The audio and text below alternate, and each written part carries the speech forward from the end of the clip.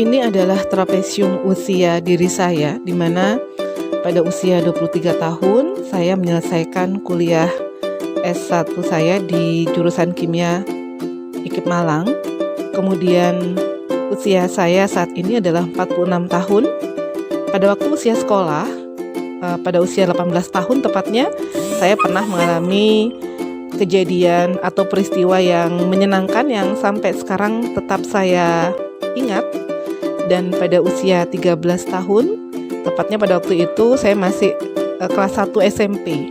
Saya pernah mengalami peristiwa yang kurang menyenangkan dan sama sampai sekarang juga tetap saya ingat.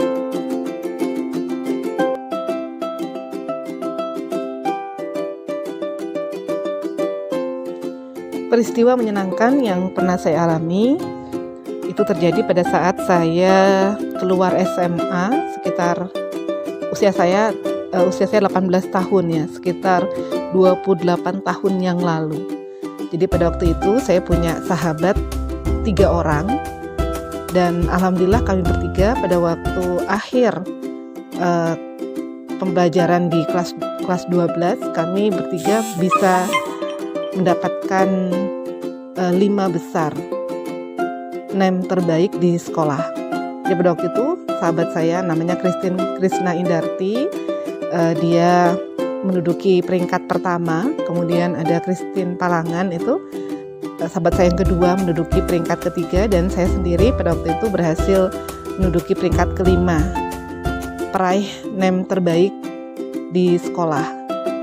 Dan alhamdulillah kami juga bertiga berhasil masuk ke perguruan tinggi negeri yang kami inginkan.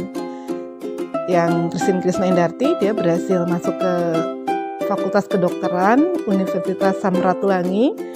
Kalau yang Christine Palangan itu dia jurusan farmasi di Universitas Hasanuddin Makassar. Sedangkan saya sendiri, karena memang dari awal saya ingin untuk menjadi seorang pendidik, seorang guru, maka saya juga bisa masuk di jurusan Kimia IKIP Negeri Malang. Pengalaman yang kurang menyenangkan yang pernah saya alami itu terjadi pada saat saya kelas 1 SMP. Jadi usia saya pada waktu 13 tahun. Saya ingat sekali ya, itu masih awal. Kalau sekarang mungkin masa-masa MPLS, awal masuk sekolah ya.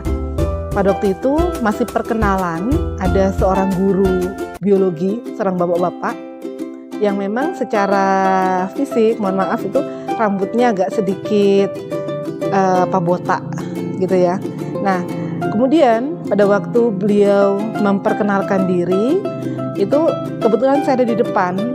Nah, saya itu sedang berbicara, tapi teman di belakang saya itu menyatakan botak nih gitu, dan dipikir saya.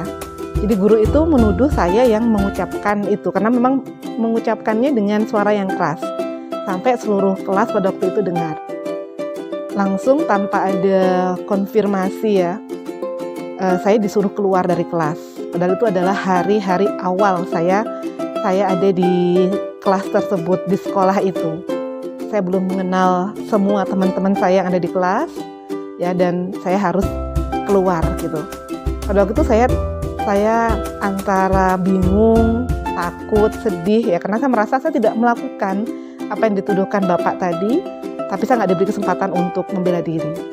Nah, akhirnya saya hanya berdiri di sebelahnya pintu. Saya juga bingung, nggak ngerti harus kemana ya. Dan pada waktu saya di luar pintu itu juga kakak-kakak kelas semuanya pada lihat, dan semuanya juga menyoraki gitu ya, karena masih baru kok sudah dikeluarkan. Itu peristiwa yang tidak akan pernah saya lupakan seumur hidup saya.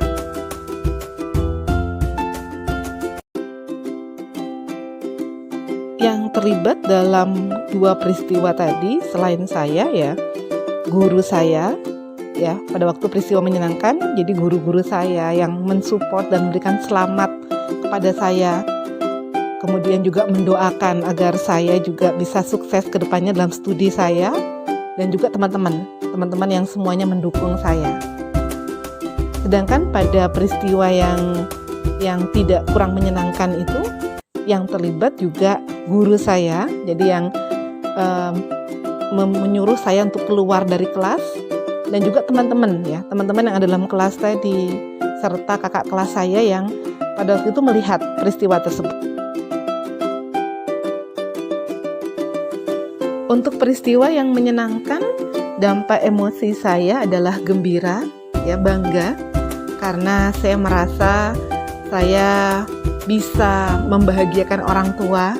Demikian juga pada saat saya diterima di perguruan tinggi negeri sesuai dengan apa yang saya inginkan, itu juga saya bisa melihat bagaimana kebahagiaan orang tua saya dan juga guru-guru saya ya, walaupun sudah jauh tapi mereka tetap memberikan ucapan selamatnya. Sikap emosi pada saat saya mengalami kejadian yang tidak menyenangkan, sedihnya tuh karena saya merasa tidak bersalah. Saya merasa bukan saya yang melakukan itu gitu.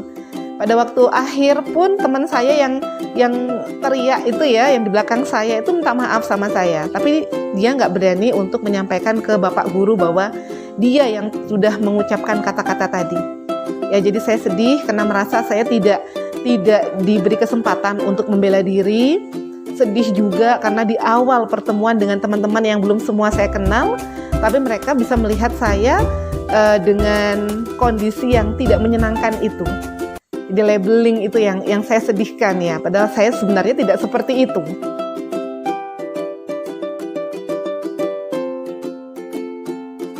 Setiap manusia diberikan kemampuan, daya ingat oleh Allah ya, dan daya ingat itu terutama untuk hal-hal yang luar biasa yang terjadi dalam hidupnya. Jadi pengalaman yang membahagiakan ataupun pengalaman yang sangat menyedihkan yang terjadi, itu memang tidak akan lupa, nggak akan mungkin dilupakan begitu saja. Karena itu sesuatu yang istimewa yang akan terekam oleh otak kita. Dan ini berbeda kalau pengalamannya biasa-biasa saja. Jadi tidak ada sesuatu yang istimewa untuk dikenang.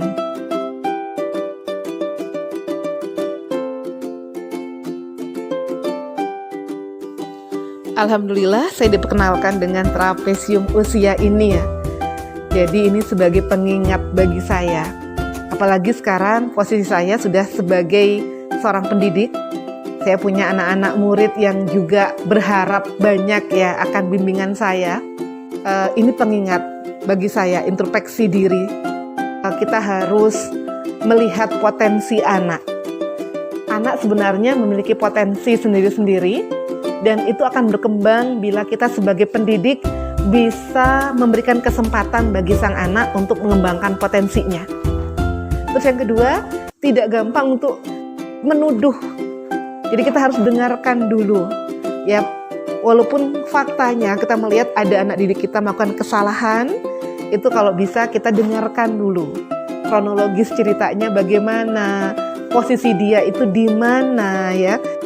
Karena pada saat kita itu sudah langsung menghukumi anak ini salah ya, padahal dia mungkin tidak salah, itu akan terkenang terus sepanjang hidup dia. Itu akan membekas. Sebagai seorang pendidik, kita harus lebih bijaksana. Kita mampu untuk membuat anak itu menjadi kreatif, menjadi termotivasi untuk lebih mencintai ilmu pengetahuan dan mencintai belajar di sekolah. Kita juga mampu membuat anak itu menjadi malas, menjadi tidak punya semangat untuk belajar. Jadi sedemikian besar potensi yang dimiliki oleh guru, kedudukan guru di mata muridnya, maka kita harus betul-betul hati-hati pada saat memperlakukan anak didik kita.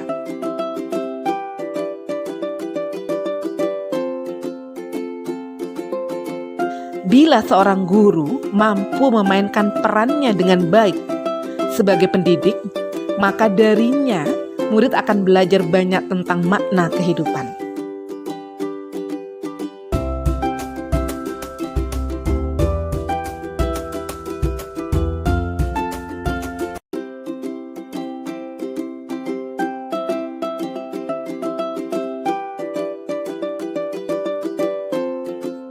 Saya masuk ke SMA Negeri Senduro sejak tahun 2016, dan 3 bulan setelah saya masuk, saya diamanahi oleh kepala sekolah menjadi wakil kepala sekolah bidang kesiswaan sampai saat ini. Ada beberapa kegiatan-kegiatan sekolah yang saya dijadikan sebagai ketua pelaksananya. Jadi misalnya PBDB, MPLS, kemudian kemarin pada waktu kegiatan COVID, pada saat sekolah diberi amanah untuk memulai kegiatan belajar mengajar, tapi dengan terbatas dan juga harus menggunakan protokoler yang sesuai dengan Satgas tetapkan. Saya juga diamanahi untuk menjadi ketua Satgas COVID sekolah. Untuk murid-murid saya senantiasa menanamkan kepada mereka kedisiplinan, dan itu saya mencoba untuk memberikan contoh langsung. Jadi misalnya saya berupaya untuk tidak telat masuk ke sekolah. Jadi biasanya kalau pagi saya datang pagi dan menyambut anak-anak di gerbang. Kemudian saya upayakan juga untuk tidak terlambat masuk ke dalam kelas. Itu semua sebagai pembelajaran agar mereka melihat bahwa pada saat saya meminta mereka tidak telat, saya juga konsekuen untuk tidak telat. Selain itu, saya sangat memperhatikan sekali akhlak anak-anak saya. Pada saat awal saya masuk ke SMA Negeri Senduro, saya meminta waktu kepada kepala sekolah untuk mengisi kajian keputrian pada saat anak-anak yang laki-laki sholat Jumat. Dan itu di ACC, dan sebelum COVID itu berjalan terus. Pada waktu COVID berhenti karena memang kami nggak boleh untuk melakukan kegiatan yang bersifat mengumpulkan orang banyak. Jadi saya berusaha untuk menyebarkan energi positif saya kepada rekan-rekan kerja maupun kepada anak didik saya. Karena kalau menurut saya hidup ini hanya sebentar, sehingga pada saat kita nggak memaksimalkan usia kita, kemampuan yang kita miliki untuk kebaikan, maka kita akan menyesal pada saat di hari penghisapan kelak.